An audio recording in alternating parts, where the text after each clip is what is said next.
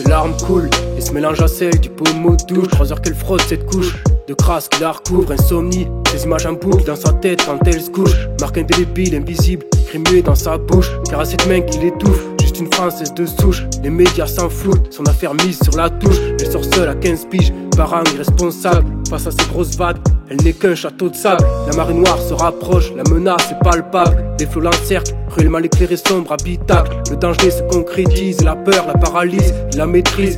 C'est alors que le crime se réalise, elle crise, mais c'est inutile, car elle est prise. Quelques passants non loin, détourne, regarde bien vite, sort du temps et de l'espace. Depuis combien de temps subit-elle? Regarde devant elle, elle se dissocie vers le ciel. Réflexe de survie quand le trauma subi est indicible. Elle voit son corps se faire souiller par le diable et ses disciples. Les sirènes approchent, la bande de racailles se dissipe. Sans vie sur le pavé, pavé échoué, désorienté. Le sang gire recroquevillé sur le côté sans volonté. Elle se sent hurler, vriller. Le monde entier autour d'elle s'est écroulé. Quelques semaines ont passé, ces fantômes n'ont cessé de la hanter. Cette écharpe sous sa peau qui la serre chacun ne sait pas. Plaie ouverte sans repos qui l'amène au trépas. Ce fardeau sur son dos, elle aimerait y penser peu. Marqué au fer rouge, ça la brûle à petit feu. Cette écharpe sous sa peau qui la serre chacun ne sait pas. Plaie ouverte sans repos qui l'amène au trépas. Ce fardeau sur son dos, elle aimerait y penser peu. Marqué au fer rouge, ça la brûle à petit feu.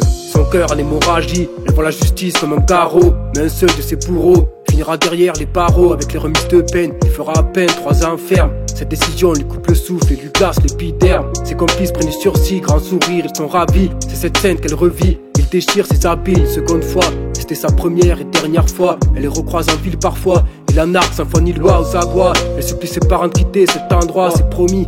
On partira bientôt, dans 6 mois elle côtoie un garçon, mais il fuit bien vite, incomprise. Lorsqu'elle explique que ses caresses sont des coups de griffe, perd la raison, sans solution. Quitter cette région, c'est la seule solution, qu'importe la destination. Elle entre dans cette gare seule, prend un billet, un aller simple, pour nulle part vol, dans lequel elle grimpe.